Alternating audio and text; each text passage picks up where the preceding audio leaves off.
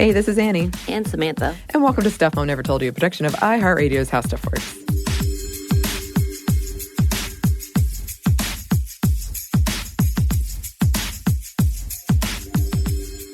You know what time it is? It's that time. What time? It's time for another Female First. Yes. Which means we are joined once again by our good friend and colleague, Eves. Welcome, Eves. Why, hello there. Our beautiful friend we don't get to see often because she's so busy. I know. Aren't we all? It's true. It is true. And I have some terrible news. I did not bring the cheesecake or the champagne. I have failed in this regard. Oh, no. You know what? It's okay. I've been eating a lot of ice cream lately, and I think piling on cheesecake on top of that is like... It's risky. It's risky. It's risky. A risky proposition. Really ruining the weekend now. Yeah. So, no hard feelings. Okay. Okay, but the next time. Yes. Let's add to the list. So in this cheesecake and champagne, and then what else should we add? Every time we add something. Yeah, until we actually finally do it. Yeah. I think we need like balloons or confetti. Let's see what... I actually would really love some mason jars. So if you have any wide mouth, like small mason jars... Oh, I can help you with you that. do? Yes. Okay. Oh, yes. We're getting really practical here. I was going to say, by the end of this, we're going to have like a table, a full plate setting. It sounds like we're going all in. This. Gift giving 101. You know, Yes. holiday season's coming up. So it's true. And we could be our own version of the Finer Things Club from The Office. Yeah. People will be like, what are they up to? All right. Or the Wine and Cheese Club from Parks and Rec. Yes. Where we can wine. No? Yeah. I'm out on the references. I'm sorry. I feel like this happens every time there's one person who just like is not on the references. It's right. There's one, we got the SpongeBob. We got it. You've got that other I've never thing. seen The Office or Parks and Rec, so. Really? Yeah. Well, it's just a fancy club, basically. Right. And I would tell you probably don't watch The Office because it's not dated well. Oh, really? Yeah. Oh. That's unfortunate. It's hard for Tracy, who is a manager. She always said it was so hard for her to watch because it's terrible management. Oh, really? That's the thing? Yeah, that was what got her. Exactly, yeah. Yeah. An incompetent dude trying to run an office. Yep. But the Finer Things Club was lovely, and we can have our own version. I think we'll have to have a tablecloth. But we'll workshop that outside of this podcast episode. Who did you bring for us today, Eves? Today is Huda Shaarawi. So she is a really, really important figure in feminist and Egyptian history. The first is that she was the first president of the Arab Feminist Union, and she has some other firsts thrown in there as well. But she did a lot of stuff and was like, she had her hands in a lot of pots when it came to feminism. And yeah, so we're going to talk about her today. There is this idea that Westerners have like often assumed that women in the Middle East and in North Africa are oppressed by Islam and men, and that they have no rights and no autonomy, and that there is this whole rhetoric that women needed to be liberated from that kind of practice. That continues today. You know, there are a lot of conversations around veils and around, coverings. But that view that women are like universally oppressed and passive about the practices that they were subjected to, and that they haven't advocated or organized for themselves is just not accurate. It's rooted in stereotyping. It's rooted in imperialism. It's rooted in saviorism and misconceptions and like all of those things. And obviously, she was born in 1879, so things were a lot different then than they are today. Things were not Western. You know, there's the issue of time. There's the issue of place. But she just did so much. I'm really excited to talk about her today. She did a lot. And I think this is one, we've talked about this before and kind of our anxiety around first, but this is one where the context and time period is so important. Yes. And I do always love to do that disclaimer of like, there's a reason that a person was a first. They're situated in a certain time and place, and that means that there are probably people left out of the conversation and people who contributed that aren't mentioned, but also like had a huge role in what their first was, and that first are always an issue of access. And like in Huda Shaarawi's instance, she was wealthy, and a lot of the struggle or a lot of the work that she was doing also happened within middle class and upper class circles, but there were also lower class women who were participating in their own, in their own ways. Right. It's also, as always, an issue of like what gets recorded and what doesn't. Right. Exactly. Yes. That's a big one. It is. But all that disclaimer aside, we do have a lot to talk about. So why don't we get started? Let's do it. So, as I said, she was born in 1879 on her family's estate in Egypt, and her father was Sultan Pasha, and he was a wealthy landowner, and he was a government official as well. And so she was raised in Cairo, and it was common for upper-class Egyptian men to have a wife, to have secondary wives, to have concubines, and that was the household that she was born into. So she lived with her mother, Iqbal Hanem, and her father's wife, Hasiba, and her brother and her father's other children and servants and enslaved people. And so there is Iqbal Hanem, her mother, was a Circassian refugee. And the Circassians are a Northwest Caucasian ethnic group. But some historians have said that she was a concubine of her father, but Huda said in her personal memoirs that her mother and her father were married. So there's a little bit of discrepancy over that. So yeah, her father died when she was really young. He died of kidney disease when she was 5 years old.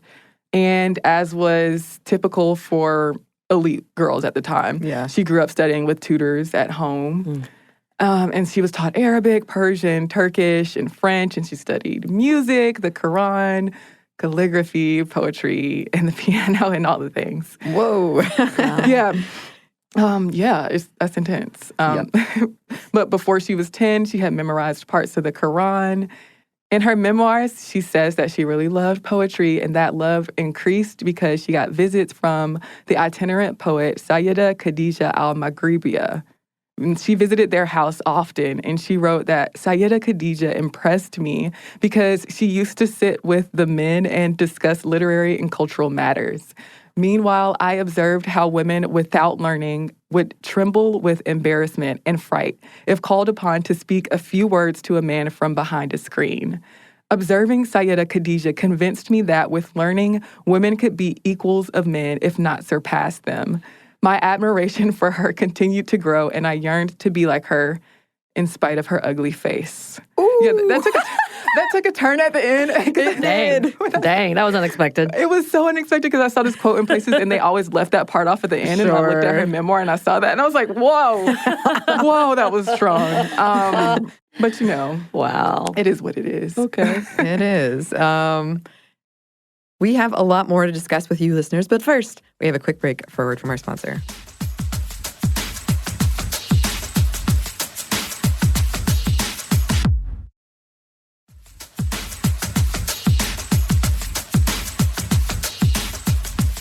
And we're back. Thank you, sponsor. And that's something we've talked about a lot on the show is the importance of like seeing yourself and especially at a young age and thinking, oh, well, then that is an avenue available for me. And that's something also that's come up in a lot of these female firsts that I'm always kind of surprised at their circle, if you will, or like the cameo, famous historical people that come up. I'm like, wow. Because it does seem to be a pretty big impact or influencer on a lot of the women we've talked about is these people who kind of come into their lives and they witness like, wow, look at that. Mm-hmm. Yeah. I think that's really cool too, because a lot of the time, that's also a question of access, like who you can be around. Right. That doesn't mean that, that there aren't people who are super influential and super intelligent and super talented that are of, the lower class. But, it's really good to have somebody to look to that, right? You can say this is possible for me. And having that connection could also open doors for people to hear of you. Yeah. As well, people who may not be in that same circle, because those famous people will be the ones that influence, oh, so-and-so is coming up and you should get to know them and they've done these things, which is awesome if you can have it. Networking is beautiful. Yes. If it can work out. It can be. It can be. I'm sensing you guys have had some negative experiences. I'm not great at networking, but you're better than you think. I'll take that. Yeah. Anyway, getting back, she had an amazing influence who was not so pretty.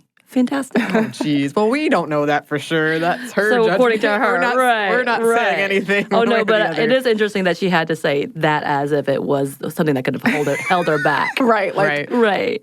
yeah, like there was a chance that I wasn't gonna make this happen because she's ugly. Yeah, but beyond that, Beyond that, keep going. Her younger brother, Umar Sultan, got more attention than her, and she often voiced her frustrations about that, about him being favored because he was a boy. And she often voiced her frustrations to Hasiba, her father's widow at this point. And she called Hasiba Kabira, which means big mother in Arabic. And though she spent time around boys when she was young, like her brother, her neighbor, and the sons of family friends, she was restricted to the company of women and girls around the age of 11.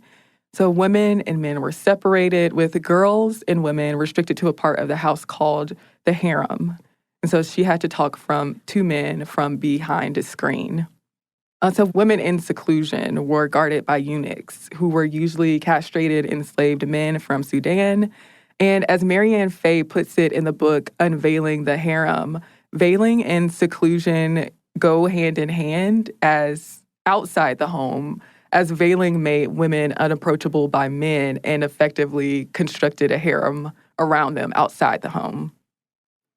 So she was already becoming frustrated with gender roles when she was 13 years old, and her family arranged her marriage to her cousin and legal guardian, Ali Shaarawi, who was in his late 40s. She didn't want to marry him, so her mother put in the marriage contract that he had to dump his concubine, who he was with at the time and had children with, and live with just Shaarawi. So he broke the contract, and when his concubine got pregnant with his child, and she was like, I'm dipping. And lived away from him for like 7 years until he was 21 years old, until she was 21 years old, excuse me. So during that time, she became close to a woman named Eugénie Lebrun. And Lebrun was a French woman who was married to an Egyptian man who had written books on Egyptian social customs. So Shaarawi, she's starting to meet all these people like we talked about earlier who influenced her. So Shaarawi went to salons that Lebrun hosted at her home in the 1890s. And those discussions often turned to current events, to education, to social practices. And Lebrun exposed Shaarawi to even more ideas of Western feminism. And Lebrun suggested that the veil was a thing that was hindering Egyptian women's advancement. So in 1900, years go by. In 1900, Shaarawi returned to life with her husband, and they had 2 children around that time. Like within the next 5 years, they had a couple of children. And then she met a French woman named Marguerite Clement, who was a lecturer and was touring the Middle East on a Carnegie endowment. And Clement detailed her public speaking events to Shaarawi. And Shaarawi decided to take up that task on her own and do her own public lectures for Egyptian women. And she began doing these public lectures in Cairo regularly after she did her first one. And they were pretty much a hit. Like there were, women coming out to do this in public. In 1908, she helped found the first secular philanthropic organization operated by Egyptian women, a medical dispensary for underprivileged women and children. And it was established through private donations, through fundraising, and other incomes. So she advocated for women-led services and, social projects because they allowed women to get more practical knowledge and challenged notions of women as these subservient people who were just objects of pleasure. And this education is a huge thing in her story. Yeah. Women learning through experience and women having access to the same education that boys and men had access to. That comes up a lot in her story. That's something that she was really passionate about. And we'll talk a little bit more about that later. So she thought that rich folks should give back through donations and other charity. But she did kind of have, in a way, a limited dualistic view of the rich as protectors and the poor as people who received services and kind of had no say in the matter. She created the Intellectual Association of Egyptian Women in 1914, which worked to improve women's intellectual and their social lives. So at this point, gender separation was still typical for women of middle and upper classes, but they were starting to abandon those seclusion practices and taking teaching jobs, participating in the press, and participating in charities and literary societies. So Shaarawi criticized the restrictions that were put on elite women by seclusion and veiling, and was dissatisfied with concubinage and polygamy, and, supported the restriction of polygamy. And so the Egyptian Revolution of 1919 is a part of her story. It was a revolution that was against Britain's occupation of Egypt and Sudan. And obviously this happened a lot with Britain as an imperialist power. So many revolutions against them as the colonial authorities, and Egypt is no exception.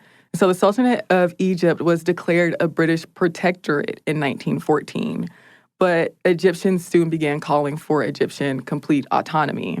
So just after the November 11th, 1918 armistice, a delegation that was called a Wafd of Egyptian nationalists made a request to the High Commissioner Reginald Wingate to end the British protectorate in Egypt and Sudan and get Egyptian representation at the next peace conference in Paris.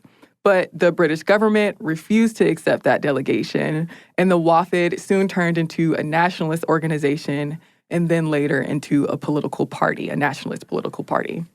And so at the same time, there was also a movement, like a groundswell movement for Egyptian and Sudanese independence.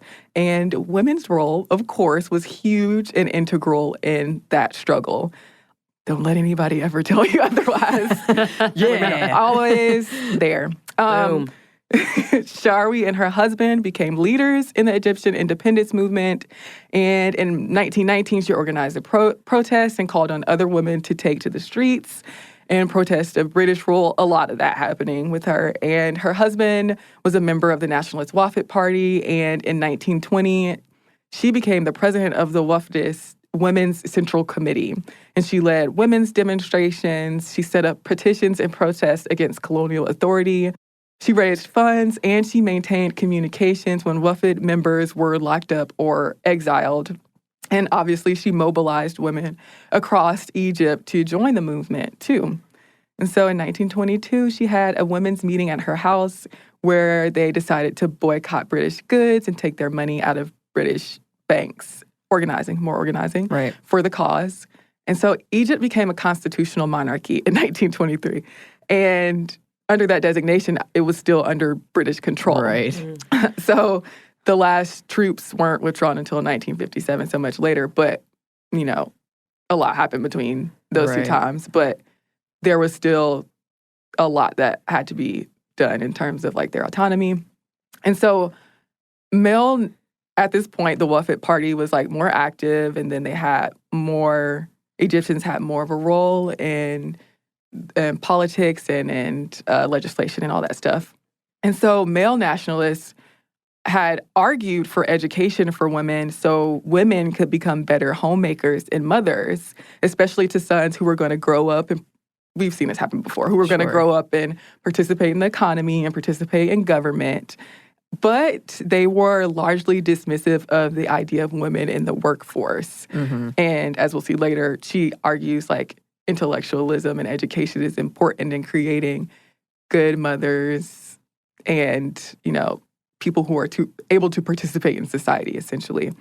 And so women's role in the home became integral to the nationalist mission of building the state and its power. But under Egypt's new constitution, women weren't granted the right to vote. And so they felt betrayed by that, where it was something that they were promised and something that they had worked so hard for themselves, because the Wafd had agreed to grant them women's suffrage. So Shaarawi and other women were really frustrated with the party for its lack of commitment to feminism and how it treated women's rights as less important than the independence movement. And so she and other women left the Central Committee, the Women's Central Committee.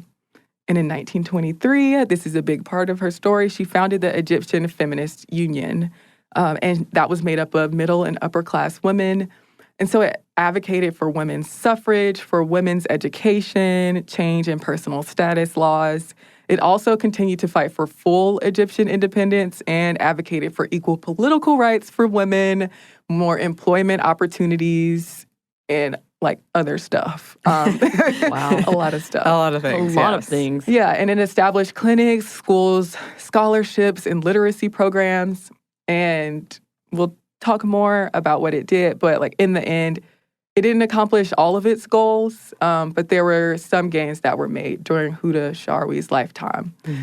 It paved the way for later feminists. And so feminist efforts that were once intertwined with the independence cause from Britain became more focused on changing Egyptian societal norms regarding women. Shaarawi said that if women's status continued to be defined by their familiar roles and their rights remained limited, then that would limit the progress of society, including men's. That would limit the future of civilization. And so this is where we get into like her philosophy is developing a little bit more. And she emphasized the importance of women and girls' education as a way for them to be critically and intellectually engaged in society as a path toward more autonomy and social improvement and being just all in all better moral beings. She advocated for public schools for everyone and that women have access to all educational facilities in Egypt and that women were able to pursue the same professions as men and that women should be represented in parliament. And there were a lot of conservative people who obviously were not on board with all of these ideas. This fight for women's rights in Egypt was a long and protracted thing that happened over a period of many years. So she was still, brought up the moral beings thing. Her feminism was still anchored within Islam. So she subscribed to the idea of ijtihad, or independent inquiry in interpreting the Quran, as opposed to accepting uncritical legal prescriptions of Islam. And this goes back to a theory that was proposed or developed by men in the past that she kind of walked her way into that discourse. And so she developed her ideas based on that theory, and she claimed that society was denying women their Islamic rights since Islam didn't deny women access to education. And it was, in fact, quote, misogyny masquerading as Islam, as Dr. Rula Kwawas, and I hope I'm pronouncing that correctly, but as Dr. Rula Kwawas put it once, and that actually relegated Muslim women to inferior status. She recognized that Islam actually valued gender equality and hard work and afforded women rights that they weren't granted in practice in society at the time. And so Shaarawi and a couple of other Egyptian women went to the 9th Congress of the International Women's Suffrage Alliance in Rome in May of 1923. And so in her speech there, she argued that Islam granted women equal rights to men and that the Quran had been misinterpreted. And when she got back to Egypt, that's when one of the symbolic moves of her life happened, and she removed her veil in public at a Cairo train station, which signaled her embrace of her role as a public leader in the women's movement in Egypt. Yeah. And so though it's a symbolic move that's really highlighted in her story and has a lot of weight in tellings of her story, she advocated for a gradual approach to removing the veil, and she didn't spend a ton of time on the issue. Mm-hmm. She obviously did a lot, though. She definitely did. She advocated for women working to gain financial independence and for a minimum age for marriage. So this is where the family law comes in. And she also worked to limit easy access that men had to divorce, and to restrict the practice of polygamy, as we said earlier, and to abolish the forcible restitution of a wife to her husband, and for divorced women to keep their children for a longer period, because it was limited at the time. So there was a little progress in those family laws. In 1923, Egypt's parliament raised the minimum age of marriage for girls to 16. And there was a little progress on divorce laws, but it was still harder for a woman to get a divorce than a man to get a divorce. And in 1929, they did extend the period of a mother's custody over her children. So a little progress happening. Yeah. And so also in 1925, primary education specifically for everybody was made compulsory, so for girls and boys. And she also helped start the Club of the Women's Union, which raised funds to support a clinic and dispensary, craft workshops, childcare facilities, and journals on women's issues. When was the law placed for the 16-year-old? That was 1925. No, that was 1923, I believe. Yeah, 1923. I was saying, was that before even the U.S. placed any kind of? Yeah, that's the thing about a lot of this. Damn. Did happen That's what I before was the looking U.S. Wow. So much more progressive Uh-huh. than the U.S. Because even still, there was still a loophole until like the 2000s Yeah. for underage kids to be married. Yes. For child brides or child marriage, I mean. That's, damn. Yeah. Go ahead. Yeah. I guess I feel like a lot of people like don't put that in context. That's the hard thing about, because the myth is so pervasive that like the East is more backwards than the West is, and they see veils and they're like, this is not our idea of feminism and of progress and of right, even though ours is still, U.S. specifically, rooted in religion as well. Right. Yeah. Yep. It's so easy to be so hypocritical. Right. And also just like we're not educated, we're often not educated about realities. Exactly. And we have no other basis but the myth. Right. So it's like, Anyway, that's a whole other conversation. Good to note, though, that is something that was so much more progressive before the U.S., which we see as the standard of progression. You're like, no. Right. No. Look at what's been happening. Yeah. She also advocated for Palestinian women who lost their homes during the establishment of Israel. And she was influenced by the nationalist movement in Palestine and began to define nationalism in pan-Arab rather than Egyptian terms, and was framing feminism within those terms and became a little bit more doubtful of Western feminists. She was also a leader in the International Alliance for Women's Suffrage and advocated for women's political rights and suffrage, even though women in Egypt didn't gain the vote until 1956, which is after her death. Mm-hmm. And so as more and more women joined the workforce, the Prince of Egypt announced his opposition to women working outside the home. In a journal that she established, L'Egyptienne, she responded and she said this: Muslim law clearly acknowledges and advocates the equality of the sexes and does not ascribe one domain of work to one more than the other. And then she went on to say, it is as if your highness has forgotten that our religion had given the woman the free range and right to dispose of her goods in any way she sees fit. She is able to sell and secure a mortgage and to bequeath and to testify. And then she went on to say, the great lawgiver has high reverence for the woman, but man refuses to admit that and grant her respect owing to his self-centeredness. He wishes to constrain woman and deny her any field of action. So the same idea that this is not not accurate. Right. This is not based in any reality of Islam is what she was saying there. Like challenging the interpretation She of the gave people him in some power. receipts. Oh, yes. That was a solid burn. Is that what I? No. Yes. No, yeah. I was agreeing with you. That's what that look was. Okay. I was like, A little bit of shock, but agreement. I need to work on my expressions. Don't we all? mine aren't good. We have a little bit more for you listeners, but first we have one more quick break for a word from our sponsor.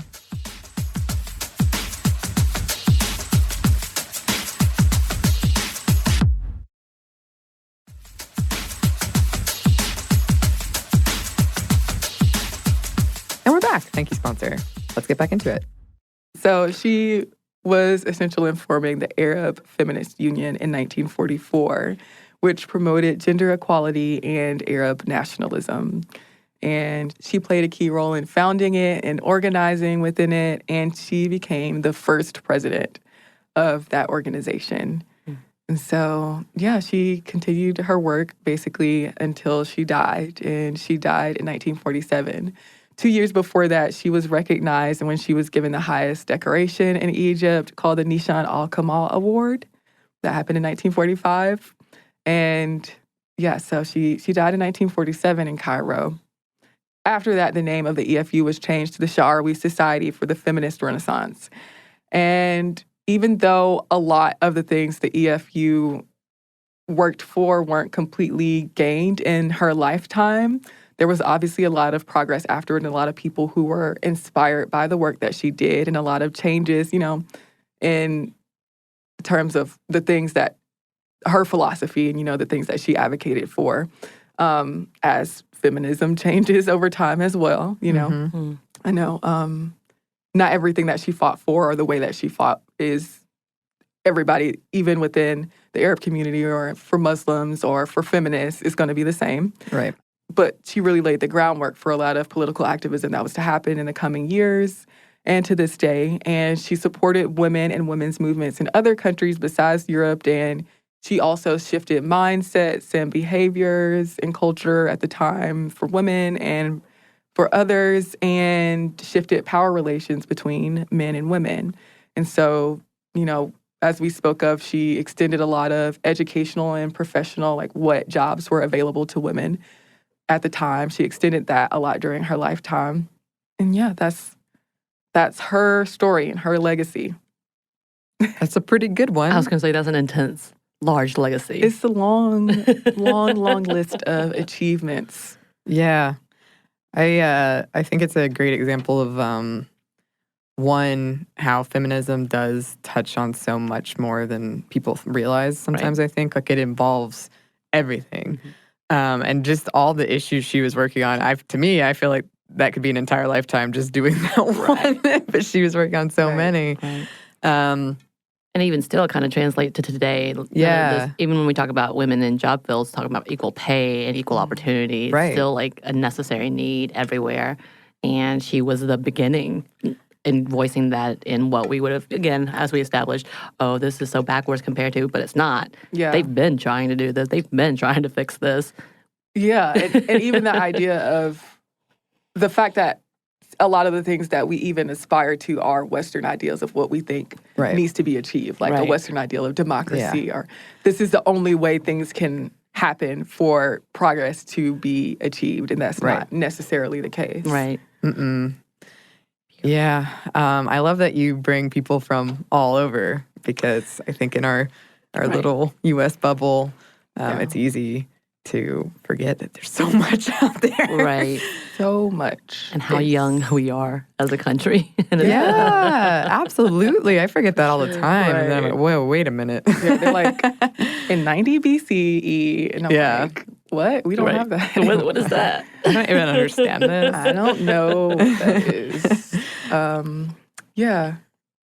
Yeah, and I do think it's worth reminding ourselves, because it can be very exhausting and tiring to fight these fights all the time, and it does take takes time. Well, we're still doing it. Yeah, Right. That's the thing and we recently talked about the perception of good news versus bad news, and good news can take so much longer, Right. that we don't see it sometimes. So it's great that we're recognizing these women who have made changes. Yeah, I think it's also very interesting to see their journey of enlightenment, and what is the thing that made them fight as hard as they did, and what's the thing that inspired, or the people who inspired them to participate in politics or in activism or in organizing. I think that's always a fascinating thing to see, because all of these women come at it in such different ways and come at it from such different viewpoints. As we know, she was wealthy, and it just really highlights how vast and how much of a spectrum it is when it comes to the things that people face and the similarities and the differences in people's struggles.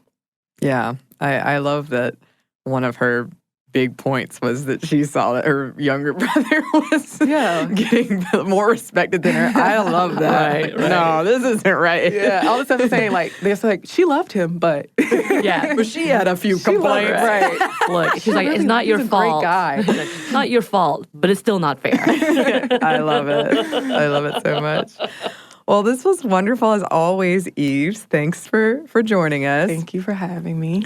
Where can the listeners find you? So you can listen to me on any of the various podcast listening platforms on the shows This Day in History Class or the show Unpopular. You can look us up on the Facebook, the Instagram, the Twitter, all of the things you can just find us on Unpopular if you look up the Unpopular podcast or This Day in History class.